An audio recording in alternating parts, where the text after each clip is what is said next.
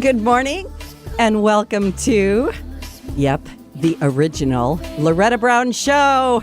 Radio to open the heart, heal the soul, and awaken the sleepy conscious. The sleepy coughing dragon over here. I know. Not breathing fire yet. I was trying to get the Seattle morning sludge out of my... We're a little under the weather, overcast, but it'll burn off.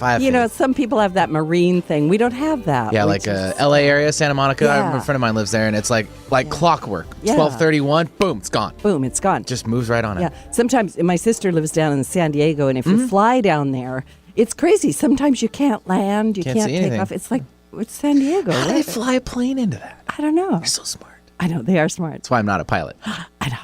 Me too. I operate something else. Yes, you do. You look like you have the command center for I kind of did. The spacecraft. And I'm going to add floor director to my job title because when I was doing, my handwork over here on the board, I'm actually pointing to the camera too. So you know which camera to smile to because I'm always we're smiling live. at the wrong camera. Hello, all my lovely Do a listening lot, audience. do a lot. I know. I dressed up just for you this morning. You look fabulous. I know. Thank you. I do. Thank you. I just threw this together. My headphones are part of my decor. Been up since 4 a.m. I just threw this together. Right. Yeah, I can see that. It's so true. It is true. Are you talking about me or you? I know, both of us. And, okay. I can see you worked really hard on your hair. Totally. And your facial hair. My All my facial hair stubble. gets in the way of, never mind. Not going to go there. Shh. Sorry. Tell everybody that. Anyway, I hope we're not too much for you this morning. Or not enough. It's going to get better or worse, whichever way you want to look at it. But thanks so much for tuning in. I am the owner of Reiki Oasis, located right here in the greater Seattle area. We're in our 23rd year in business. That is amazing miracle right there. And you can find out more about me at ReikiOasis.com or theLorettaBrownShow.com. Be sure to check out all the classes. We have a Reiki Master class this coming Saturday. And you can sign up at schedule.ReikiOasis.com. And if you want more information, just contact me. We are a listener-supported show. Thank you to all of my Patreons and patrons at patreon.com/The Loretta Brown Show. And I'm going to kind of go through my opening remarks quickly because I want to bring my guest on because she's got a lot. Yeah, we've got big say. talent in the wings here over here. Yeah, we do. Mm-hmm. We do. She's like, what? Who are we talking about? I know. She's so amazing. You're going to have to stick around because a little cliffhanger might, keep you tuned in. Yeah, she's amazing. She is amazing. It's just like us. Really? She's amazing. I know. She's amazing. So I've been on Volcano Watch a little bit. I know that Pele's been blowing her stack and since early last month. And there's a lot of other active volcanoes. So Earth Watch might be a better thing to say. Would you consider like Madame Pele? Could you say that? Madame Pele. Okay. And Sounds very Madame chic. Pele, yeah. And she's destroyed somewhere around 600 to 700 homes. Yeah, you don't want to piss her off. No, at least 2 communities and 5,000 acres. And I was looking at, my daughter lives on the Big Island. And so I was looking at these videos of the lava flow. And it is a fast-moving river. It's the most amazing thing that you've ever seen. But a while back, I had the world-famous Egyptologist, Dr. Carmen Bolter, on my show. And she indicated to me that Mauna Kea, the big, huge mountain on the big island of Hawaii, right? And, of course, that island is actually made up of 5 volcanoes, and Pele blowing is just one of them. But she indicated that there was a direct line through the middle of the earth from that mountain in Hawaii to the Great Pyramids on Giza. And there's a very powerful divine, feminine, masculine connection with ancient dragon and dragon ley lines. And so why am I bringing this up? Because I will be helping to host a trip to Egypt, October 25th to November 8th. We're going to be going to do some special work at the Sphinx and the Great Pyramid, and it actually has something to do with those ley lines. So it's a magical trip. I'm only taking 11 people with me. The trip is about half full, and I haven't even advertised it yet. I will also be going with Araya Anra, the Dragon Lady. And if you'd like to be one of our co-travelers and have the experience of a lifetime, please contact me directly, ASAP, even right now, even today. And you can send me a little email. Send it to Loretta at ReikiOasis.com. But don't wait. Don't delay. And if you're feeling a little palm sweaty, a little, oh my goodness, what did she just say? Egypt? What is she talking about? I think that could be me. This is sometimes a divine appointment. So follow through on it. Find out what happens. We'd love to have you go on our magical, amazing healing trip with us, floating up and down the Nile on a private boat, eating together lovely food, doing music, dancing, chanting, meditations, private sessions. That's the way it is. We do it top notch. And I just want to mention astrology a little bit. We've entered the summer of retrogrades from June 26th to August 27th. We will have planets going retrograde to include Jupiter, Saturn, Pluto, Mars, Neptune, Uranus, and Mercury. And in case you don't know the names of all the planets, the only ones I didn't mention were Venus, and she's going to go retrograde later in the year. And of course, Earth, we're traveling on it. So I don't know if we're retrograde forward or backwards. I was talking to my guest just before we got on the air, and Merlin used to say we live life backwards. It goes backwards. That's what happens. Everything goes the wrong way. And so for this retrograde season, expect a huge slowdown, a look back, a revisit, and an opportunity to get it cleaned up and create something new and hopefully better. I'm going to have my astrologer friend Jen Kosh on the show next week. She's going to talk a lot about this, so I'm not going to go into it. But I do just want to kind of put a little cautionary tone out there. Mars retrograde started June 26th. It's there all summer. And Mars, of course, is that planet that represents battle and war. Wait. It started 2 days ago and it's going to last all summer? Yeah. Great. I know. Why you got to give it to me now? Well, I'm just telling you. Told me like after. Turn on we just finished. I'd have been like, great. Didn't experience any of it or all of it. All right. I'm prepared now. Thank you. Well, exhale, because it doesn't have to be bad. Okay. But it might bring some stuff up. And so keep your fan on. Cool yourself down. Jump around. I recommend a lot of physical activity because, if we get that energy locked up in our bodies, it can cause a lot of frustration and hit a boiling point. Yeah. Love versus war, that kind of thing. Which way am I going to go? Oh, man. Right. And then, of course, we have Venus opposite Mars right now, and Venus is love and Mars is war. And so, all right. Just be a little bit careful. We also, yesterday and going in today, we have a full moon in Capricorn, and it does feel a little heavy. And I posted something and I basically said, when things get heavy, please remember you are light. You are a being of light at your very core and at your very center. And you can actually use that contrast in your favor to help you process through some of that stuff. And of course, if you need help, reach out for it. Don't isolate yourself during this time. Don't be like the sky is falling. Pay attention, ground yourself, reach up, and there's a balance in all of that. In Vedic astrology, because some of my listeners have written me and told me they love it when I mention Vedic astrology, but this full moon is appearing in the area of the sky known as Mula, the root star, and it has a dark but potent energy that may bring unresolved core wounds to the surface.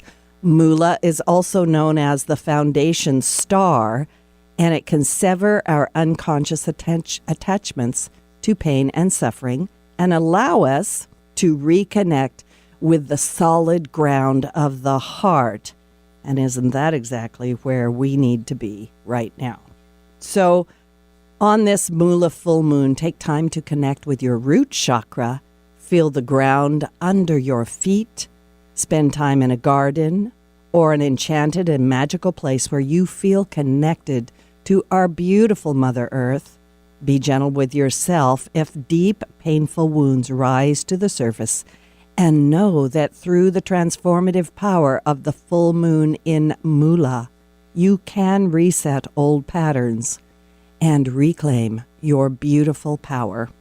And what a perfect day, what a perfect segue for my guest, Hillary Raimo, well-known radio talk show host, award-winning author, intuitive visionary, photographer, artist, consciousness facilitator, and a woman who shoots from the hip. She speaks the truth in a time when we sorely need it. Can I say this, Benny? No false news here. It's great to have you on the show, Hillary. Yeah. Welcome. Hi, guys. Oh, that was great. Thanks so much for having me here. I'm so honored. It's exciting. It's really, really fun. I want to tell the listening audience and show to the live YouTube people your new book, The Hillary Raimo Show Transcripts, Conversations on Technology, Time Travel, ETs, 911, and Consciousness. And here's the book. And we're going to talk about that and many, many things that are on your heart and mind today, Hillary. So to start out with, can you briefly just sort of introduce yourself and let my listening audience know who you are? Oh, well, sure. Briefly. And I realize that's a huge question, but just to lay a little bit of just platform. serve it up there, Loretta. Yeah, serve it up. But to lay a little platform so that they know who they're listening to. Oh, yeah. Sure. Well, I have been in what I consider alternative radio for about 13 plus years. I started in 2005 on terrestrial AM radio here in upstate New York and moved into the online presence shortly after, and the rest is history as far as my radio career goes. And it was probably one of the best runs and experiences I've ever had. I come from a background in business, psychology, and insurance and real estate, and I also have a background in healing arts. I have a Reiki Master certification in Nasui and Karuna. I'm a non-denominational minister. I've graduated from Lynn Andrews Mystery School many, many, many years ago, and I have always been a seeker of truth and light and beauty. And I moved into embracing my artwork full-time about 5 years ago, and today I do it full-time. I run our local art association here near Albany, New York, and I just don't know what else to say. I'm a mom. I have lived a very full life. I've traveled the world. I've seen a lot of fabulous, wonderful things, and the conversations that I've had over the 13 years I was on the air were probably my true spiritual awakening. Can you imagine having one conversation a week? And I know you can relate, you guys, because you're on radio and you do this. But being able to reach out and engage with pretty much whoever I wanted over that time frame was not only a privilege, but it was an act of power in many ways, and it was also opened up my mind and my consciousness to many things. So the topics varied from healing and health and alternative things, because back then, early 2000s, we were having kind of a renaissance, if you will, in the healing arts, and we were beginning to open and embrace these new terms, these new things. Reiki was just kind of starting to become a household name, and people were just really starting to find their way to certain arts and energy and auras and chakras, and all of these fabulous things were starting to come out onto the mainstream.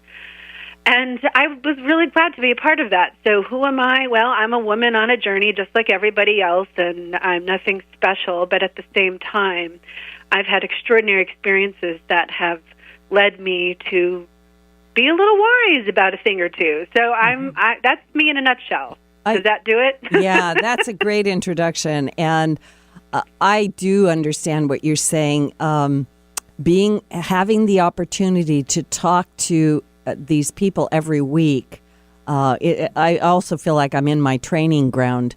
It expands your consciousness. It brings things to your awareness that you may or may not have done in the first place or gone there, right? So it's part of that opening of the path. And of course, obviously your voice, you're a voice in the wilderness coming out and saying what needs to be said.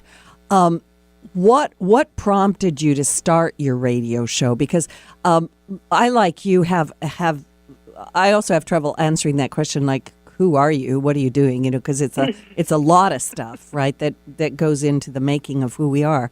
Yeah. But what really prompted you to start your radio show? Well, it's a great question, because what would make a woman go on that journey, right? Well, I was studying with Lynn Andrews back then in the early 2000s, and I had chosen her as my spiritual teacher at the time. And I really liked how she presented a more modern version of shamanism and how energy works, and I really enjoyed my time with her. And she had told me at the end of the time that I worked with her to go read David Icke's books. And I said, David Icke? Who's David Icke? So I found him, of course, and then I was appalled that she had told me to go read him. I couldn't believe it. I sat here with my first book. Of course, I went out like a good student does, and I bought all his books that were available at the time, opened up the first one, and I couldn't believe what I was getting into. Mm-hmm. And I did it anyway because as a diligent, kind of assignment sort of thing, I took it as a sacred kind of assignment. And so I went into his books, and I got such a crack in my psyche, if you will, that just opened me up to the realities of some of the darker things that exist in this world. And at first, I couldn't believe it. But because of the person who had told me to go read it, I did believe it. And I went into the information. And I started to read his source books as well. I started to order the books that he was referring to, and I read through those. So I spent probably about 2 or 3 years going through the material, went and saw him speak up at Mount Shasta with a friend of mine who recently passed away this past year. And, this was way back before he was really popular. Now he sells out venues all over the place. You can't get very close to him. You can't really have a conversation as easy as you could with him when I did. But there was probably maybe 40 people at this venue to listen to him speak. But he went on for 8 hours, took a 15-minute break. Such a charismatic, charming, knowledgeable speaker that it was really easy for people to listen and take in the information in the way that he presented it. I didn't agree with everything he presented, but there was a lot of really good material that he did. Now, then what happened after I had this awakening, which happens to a lot of people when you start to find out alternative information that goes against what you've been told your whole life, you kind of have a moment, right? Mm-hmm. And that moment for me was, oh my gosh, I have to tell everybody. So that moment for me was the beginning of the decision to do a radio show. And interestingly enough, I had been asked to be a guest on a radio show at the time before I began, and I just loved it so much. It was fun. It was fun to have a conversation. And so that was it, and the rest is history. And I went over, I did about 4 shows with David over the course of the next 5 years from that. And so that was really powerful for me, because as somebody who had read very well through his work, it was really easy for me to have a conversation with him because I knew his material so well. And I noticed that a lot of times in radio, sometimes your host will get, a list of questions from the publicist, or they don't read the book, or they're not, you're just going to going to throw it to the wind and do a great show, and it can be great. But when you know the material and you know it well, it's even better, because then you can start to look around the world at that particular time, and I was asking him questions about things that were going on in the world. He was very capable of being able to bring in what that meant, and so my listeners really enjoyed our shows. We had a really great time. They were some of my most highly listened to programs at that time, and David was really wonderful as a guest, and he made the hour go by very fast. So I felt like the information was really relevant to a lot of things, and the reason I chose his interview for my book as the first chapter was because really that's where it started. Mm-hmm. David Icke started that fire. You talked about Pele and the volcano rising and all the magma coming up and all the things coming into our experience through these retrogrades. Well, let me say this: if you didn't know it was retrograde, you'd go about your business and you'd have a normal life and you wouldn't even know anything was going on. Sometimes I think when people give you a piece of information, it taints and changes our perspective. Yes, information is so powerful. And it has the ability to make or break your experience, your day, your mood, your life, right? And so we really have to take information in as a sacred offering and take a look at it and what it means to us. I've followed astrology for years and years. 25 plus years I started to really align myself to astrological events. And over the years I've worked with different astrologers and I followed different people's works and stuff. And today, at this point, I go to spaceweather.com and I take a look at more of the logical, more placements of the constellations and the information and the events and stuff, because I really do believe that they are important and that everything is connected. Nature's connected, we're connected, animals are connected, all of this stuff. There is a very real unseen element to life. So astrology is a really wonderful way to do that. So a lot of my shows were picked according to the astrology happening, at that particular month or what something was going on. So I'm looking forward. I have a book 2 and a book 3 coming out, and I go more into the astrological healing aspects in my second book. And then my third book is going to be a compilation of the 9 shows over 9 years through 2012 that I did with Barbara Hand Clow. Mm-hmm. So this is all really relevant, and I'm really glad we're talking about it today. Mm-hmm. I am, I just want to comment because I too have gone through that, what happens when you start to be exposed to information that is so either heavy, dark. It's like, wow, there really is evil in the world, right? And coming from my Pollyanna life, in Eastern Oregon, right? I'm a small town girl coming into the world and saying, well, what happens when what is out actually happening comes up against my belief system, which is apparently fairly rigid. And I think that your conversations are bringing us into a point where we're able to take a look at this, because I think dialogue around it is important in order to help move us forward. How did you choose? You only have 20 conversations in this book. You have, goodness, over 700 hours of recordings and possibly even more than that. And how did you choose what goes into this book? Why is it important for us to read this now? Oh, my gosh.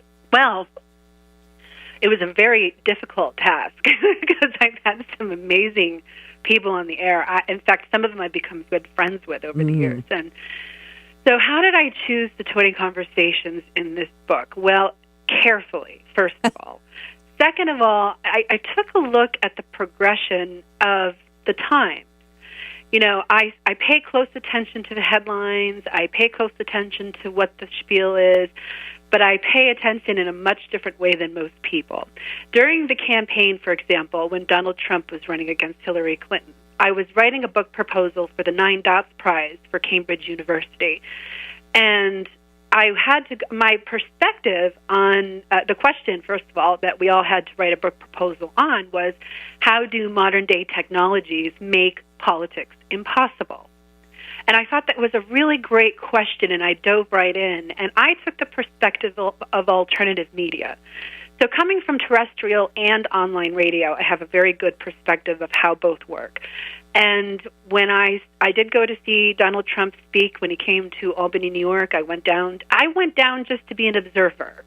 I wanted to see if what people were saying in the news and in print and all over was actually true and what he was speaking. And when he went on Alex Jones' show, I really believe that that's when the turning point hit. I don't believe so much that it was Russian collusion on Facebook that got him.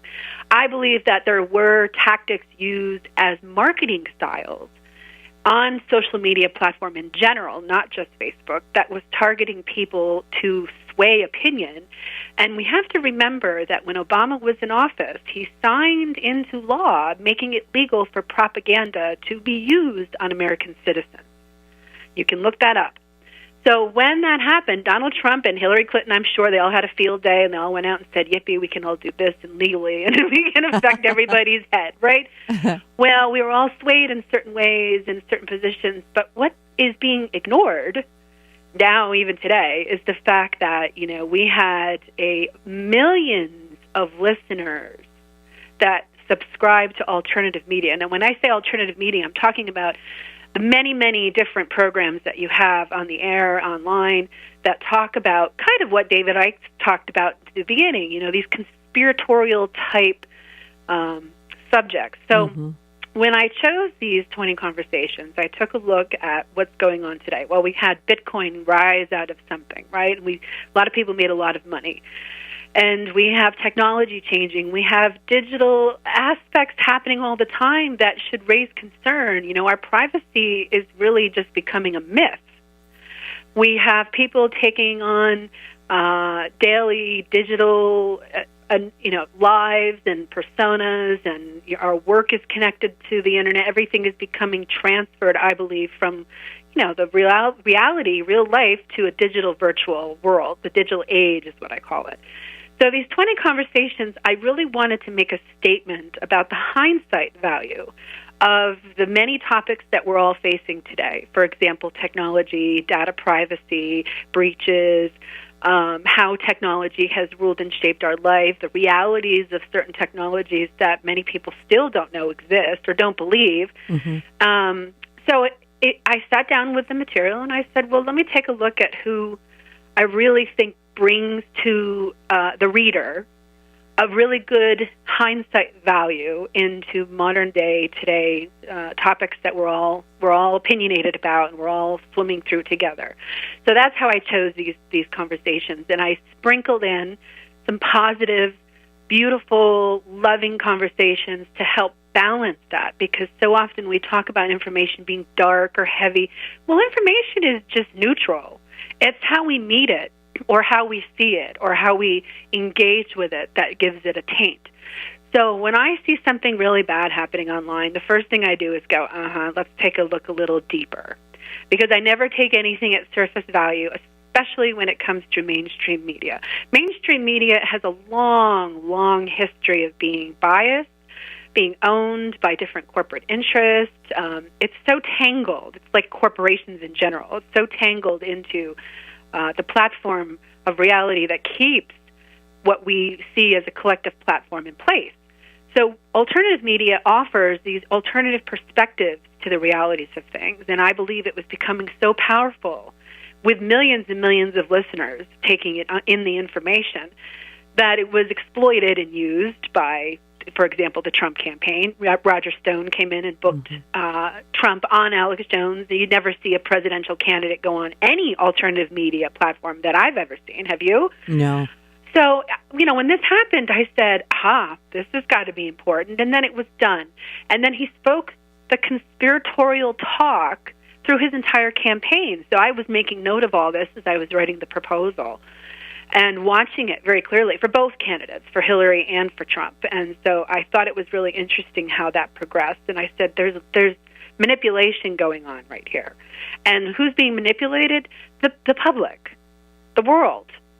And these people have all the money in the world and all the influence in the world to be able to pull it off. I mean, if you look at a newspaper in one area published by the same newspaper in another area, your headlines can sometimes be different or be tainted towards a political agenda depending on the demographics within the areas that you're in. So how do you really know the information coming to you out of anywhere is pure and unbiased and undiluted? You just don't know. So you have to become your own advocate for researching into facts and things and all of this sort. And the best way to do that is to be neutral.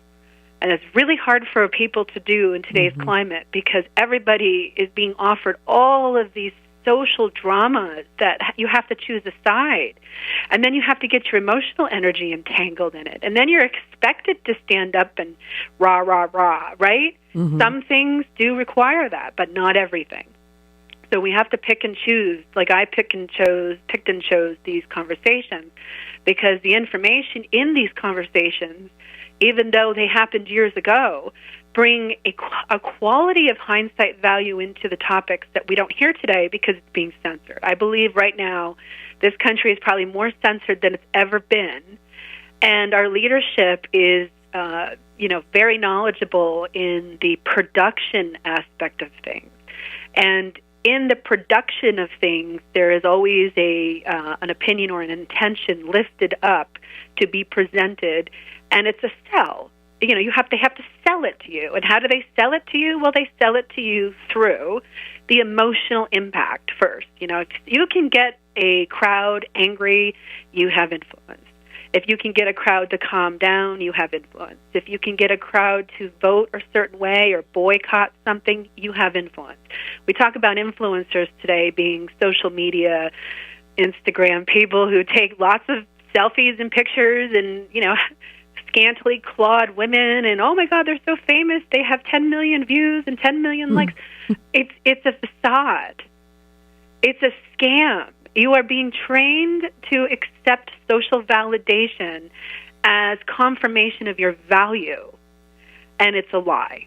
And that's why I chose to publish this book now instead of waiting, because I had an offer to wait 2 years to put it out from a big publishing house, and I turned them down because I thought waiting 2 years wouldn't do this work proper justice, because right now these things are so important, and everybody needs some kind of, I don't know, maybe a blanket to put on to wrap their heart up and say, you know what, this is happening, and yes, we can be angry, we can feel things about it, but let's put it in perspective with the true progression of what's really going on. Because I noticed a few years back, we were starting to see in mainstream awareness, for example, commercials. They even had one during one of the Super Bowls, which is when most millions and zillions of listeners are watching, right? And they were making fun of conspiracy, mocking the word, oh, you're a conspiracy theorist. I thought that was interesting because alternative media brought conspiracy to the table, and there were many, many very talented and great investigative reporters doing a lot of work on some very real subjects, like Jim Marrs, for example, who's in my book, who passed away recently. But he was a New York Times best-selling investigative journalist, and he started to talk about UFOs and ETs, and he started to bring this information into his writings, and people really loved it and appreciated it because he was probably one of the bigger ones to come out on the platform and admit that there's truth to some of this stuff. But, first thing you do when you get somebody out there who's talking about these things that are so shocking to our everyday awareness is you discredit them, or you shame them, or you mock them. And so, so begins the great shaming, the great credibility campaign to take people down so that people won't listen. And I think what happened with alternative media, because we had such huge audiences, millions of people all over the world were listening, still are to some degree, but not the same way it was before, I don't think. And so we had this huge population of people ingesting this information, making it become integrated into their daily life experiences. But at the same time, you have a control system on the planet who has to keep order and has to keep you buying things and keep the machine going. So how do you do that if people start to have their consciousness open to new ways and new being and new thinking and all of this newness that was starting to leak into consciousness all over the world? You have to cut it down. So I think what happened really is that a lot of important leadership type started to take in a way of how can we just cut this off, and so you started to see a marketing influence going on about knocking people down who believe in conspiracy. It was the same thing that they did back in the 1950s and 60s with people who believed in UFOs. Mm-hmm. Oh, you're a UFO nut. You're one of those. Where's your tinfoil hat? Nothing cuts things out like mocking, discrediting, insulting, and making it, critiquing that kind of thing where it makes it awkward or weird for people to talk about it even. So I'm getting off your question here, but the whole point of this is that information has a really powerful impact, but if you're not open to letting it in so that you can move it around and take a look at it critically, then you're probably going to take a side or you're going to shut it off and you're just not going to let it in. And I think that's what's happened. But I have a whole theory on this, and I did write a whole book proposal. I didn't win the contest, but I do have it ready to go, and I think I might publish it eventually. I think it sounds great. Well, this is Loretta Brown. My guest today is Hillary Raimo, and she is just a beautiful voice. We're talking about her book, The Hillary Raimo Show Transcripts, and here it is. We're going to take a break, and we may open the lines when we come back, so don't go away. And, the number, 425-373-5527 or 1-888-298-5569. We'll be right back. Did you know that Reiki healing can be done at a distance? It's true. So let Reiki Oasis focus powerful energy to help relieve your stress, grief, sadness, anger, and so much more. Convenient, personalized treatments at a distance can increase lightness of being. During your appointment, find a quiet place to lie down or sit to receive healing energies. If you want help with your dis-ease, visit ReikiOasis.com. Harness life's energy. Visit ReikiOasis.com today. NHL star Matt Martin for American Humane. Hi, I'm Matt Martin, and in all my years of playing professional hockey, I've gotten my share of bruises and injuries. But for many who really put their lives on the line every day, it's not always the injuries you can see that hurt the most. I'm talking about our veterans. Every single day, 184 veterans are diagnosed with post-traumatic stress. And tragically, 20 take their own lives. When medications and therapy don't help, professionally trained service dogs can. American Humane, serving the U.S. military for over 100 years, has put together a free guide to help veterans obtain these life-saving service animals. If you are a veteran or know a veteran struggling with PTS, please go to AmericanHumane.org for this free, downloadable resource. Let's give our veterans the help they need to win their battle. For more information, visit AmericanHumane.org. Having trouble picking up the Alternative Talk 1150 signal? Well, whether you live in Portugal or Puyallup, Tasmania or Tacoma, India or Issaquah, you can get Alternative Talk 1150 programming streamed live on your computer via our website, 1150kknw.com. It's true, just visit 1150kknw.com and click on the Listen Live button. Make sure you have an audio player installed that will play streaming MP3 audio such as Winamp, iTunes, or current versions of Real Player or Windows Player. Visit our website for more details. Remember, that's 1150kknw.com. Let angels and Reiki and the search for mystical knowledge become a regular part of your routine Thursday mornings at 8 a.m.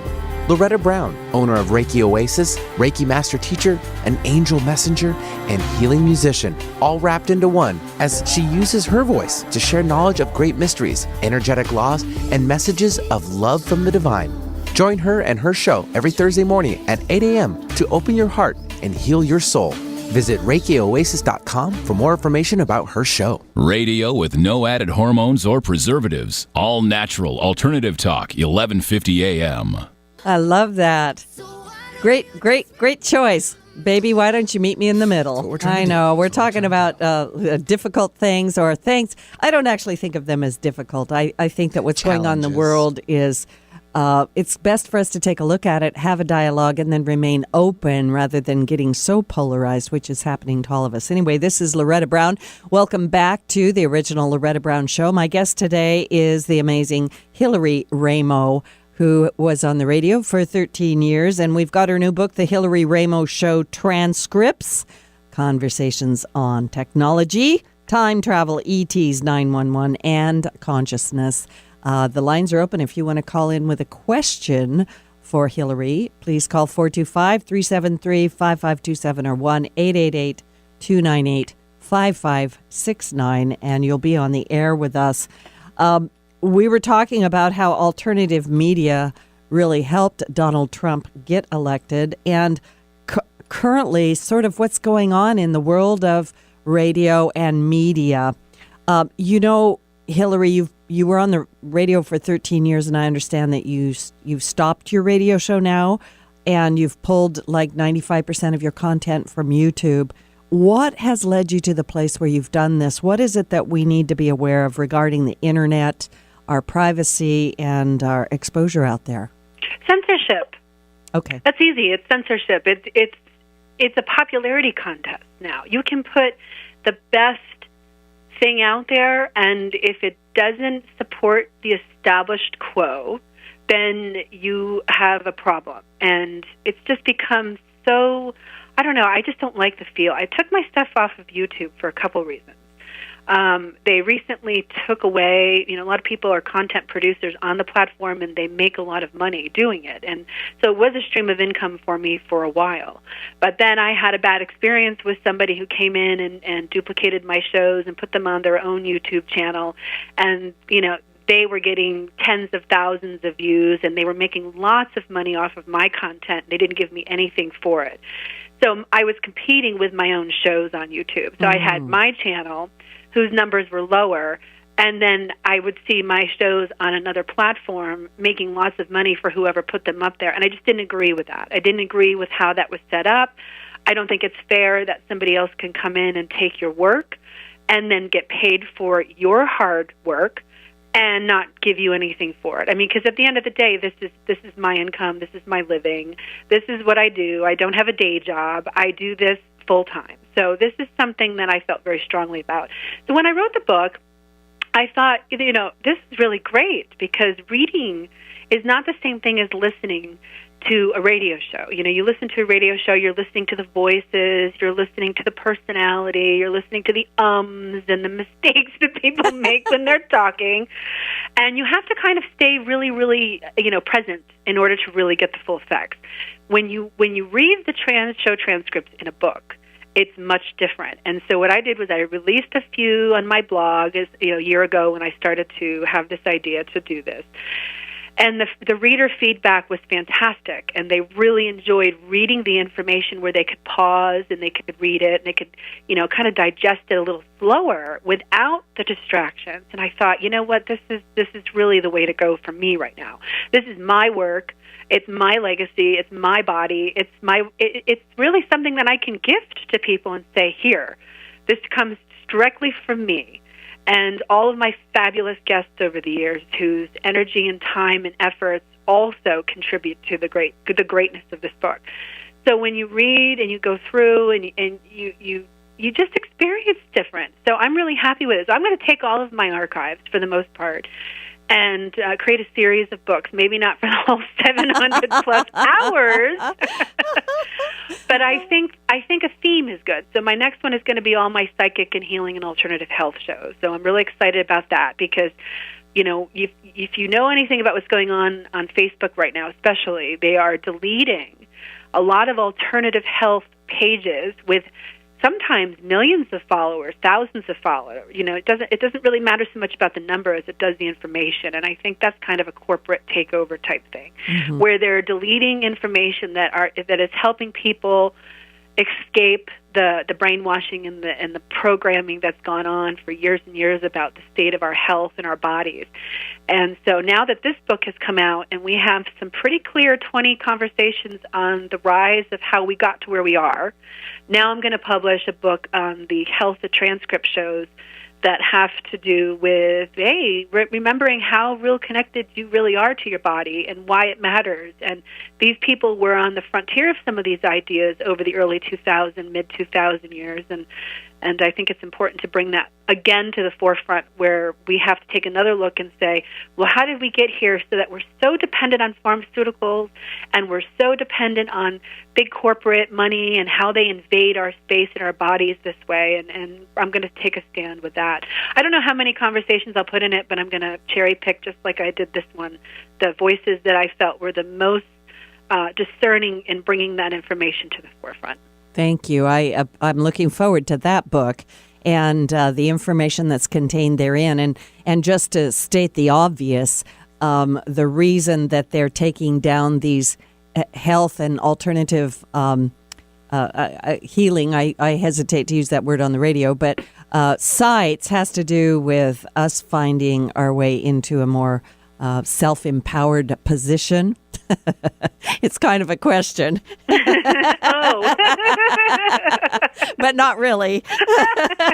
Right. It's a great starter for conversation at the dinner table, guys. If you're ever in the mood to have a really great conversation, pick up this book, open it up to a random page, and just make it a conversation starter. It's going to be fabulous. Yeah, you can write to me and tell me how great it is. Yeah, and I was telling Hillary off the air that, I was taking her book and just kind of flipping and opening it like a tarot book or an angel book, going, okay, what's it going to say to me today, right? Yeah. And it really works. It activates you in some deep, deep way, and we do need to have these dialogues not only with ourselves but with each other if we're going to make it forward into what we're headed toward. Yeah. I have so many questions. I'm like, where should I go from here? The internet is is one of these things where I guess I want to go toward Bitcoin is what they're directing me toward. You've studied Bitcoin since, I don't know, 2014 or something? Yes. What can you tell us about Bitcoin? Because and cryptocurrency, this is on the edge here, and many people are getting involved in it, and a lot of people go, what is that? Right. Mm-hmm. Yeah, it's a big topic. Well, I started to study it in 2014. I had done a show with the chief technologist, the head technologist of Alibaba, Stuart Trusty, and his interview is in my book. And he had shown me how to get a mining contract and how to follow. I'd put 3 cents into it back in 2014, just to monitor the market and to see what it was all about, because I didn't know anything about it then either, really. And I'm really glad I did, because what I observed over the course of time was something that has a really special potential. Now, a lot of people are going to get mad at me for saying that. I've lost friends over this, okay? Because it's like talking about Trump.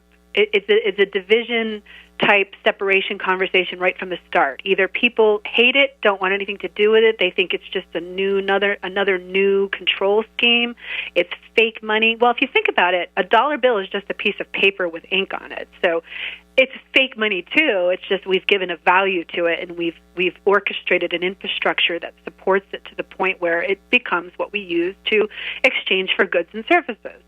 Bitcoin, in its pure form, really is an opportunity to get out of the world banking system. So right there you have a problem. The problem being the big banks are not going to just let you come in and take over the world banking system because it works, right? Well, so you have countries like China, you have countries like North Korea. They've all developed really high-level cryptocurrency infrastructures that are a big threat to a lot of old-school banking systems that are very entrenched and very ingrained and aren't going to let go of that control and money very easily. So when you have people like Stuart, who's very extremely knowledgeable, extremely capable of going in and doing these things and creating companies like WorldBit.com. I was on the beginning board of that to give my input onto how I saw things going with it. And it was a really interesting learning experience. I also took a course at the University of Nicosia, which is located in Crete, over the winter this past year. It's a beginner course on cryptocurrencies to understand Bitcoin and the history of it. It's free for people to take so they can educate themselves. And they're the first university in the world to offer a master's program in it.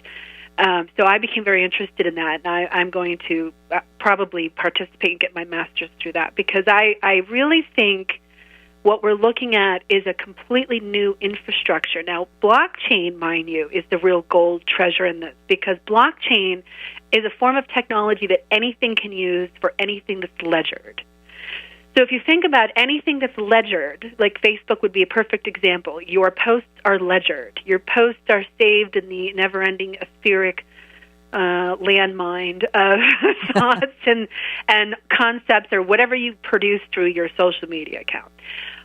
That could be ledgered. So if you applied blockchain technology to an idea like Facebook, you would have a foolproof way of keeping track of everything. If you were to use blockchain as an accountant, it would be a foolproof way of keeping track of everything. The problem is that people who use these, do corrupt things and steal and aren't good people, then it becomes kind of like, oh, you mean you're going to make me accountable for my mistakes? I don't want that, and that ends my stream of money. So you have a lot of really interesting concepts that come up under cryptocurrency and Bitcoins. You have the alternative media conspiracy world who thinks it's here to take over the world. It's part of the New World Order, et cetera, et cetera. And then you have big banks who just laugh at it, mock it. Again, we go back to what I talked about earlier. If you want to get rid of something, the easiest way to do it is to bring mockery, shame, and discredit. So the minute the market fell back early this year, you could put $2,000 into the market and come out with $6,000. It was beginning to make people a lot of money, and people that weren't going through the usual vetting that the banks do. And if anybody's tried to open an account at a regular bank within the last few years, you know that the vetting is much different than it was years and years ago. They have a completely different way of keeping track of how people spend money, where the money goes, why, where, what, when, and the government is much more invasive into it than they've ever been. So when they started to see the amount of people who were making large amounts of money from this, they knew they had a problem and they had to clamp it down, because the last thing they want to do is give financial freedom to everyone, right? Mm-hmm. That just creates a whole nother ball game, and it shifts the power structure legitimately. And shifting the power structure legitimately for the people is not in the cards for the way our world is run today. They don't want the people empowered. They want the people distracted. They want the people really stuck in a superficial kind of model where and the New Age industry has done a lot to aid in this. I'm disappointed to say, but it's true. Yeah. Because when you can't have a conversation about the full spectrum of the human experience, you have a problem. Because what happens is people start to say, oh, well, you're talking about that, and that's dark and yucky, and you're not a happy person, and you must be of the dark, and you're not a good, they go on and on with this stuff. And I said, oh, my God, it's so well implemented into the minds of people who have done this work that they really can't integrate the shadow. Shadow healing, anybody who's a healer worth their weight knows that shadow healing is where it's at. Shadow healing is about integrating the dark aspects, not necessarily good or bad, just the darker aspects that we deem unworthy of our love. So if you think there's something wrong with you because you go in and you watch the news and you get all excited and you want to go talk about it, well, maybe that's the light pushing you to add your light to what's happening. And then you'll always have a group of people who judge that or think, there's something wrong with you. I've had people project that onto me too, and I just kind of laugh at it because it's like, well, this is my calling, and who are you to tell me not? So if your calling is, and you're able to go into the harder concepts, the harder energies, it's just more challenging, you really better know how to stay centered and grounded.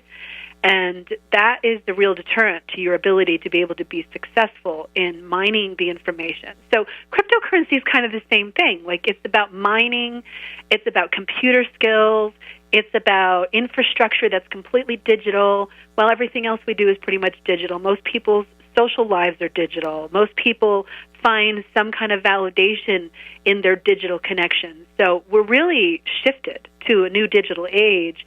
And this is the first time in human history when the level of technology has been this high. So navigating it is really an interesting thing. But cryptocurrency and Bitcoin has not gone away, but they have definitely capped it.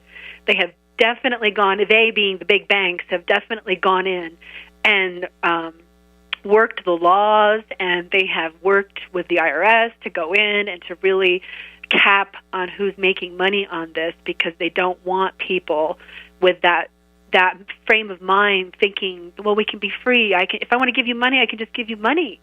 You can give me money. I don't have to go through a bank or a third-party payment system. That's really what it is all about. And the core concept of Bitcoin was freeing people financially and creating a new financial structure that doesn't do as much damage as the current structure and is more sustainable for the entire planet. Wow. So we are like down to the last minute, right? And this is Loretta Brown. My guest today is Hillary Raimo, the Hillary Raimo Show Transcripts. Get it, read it.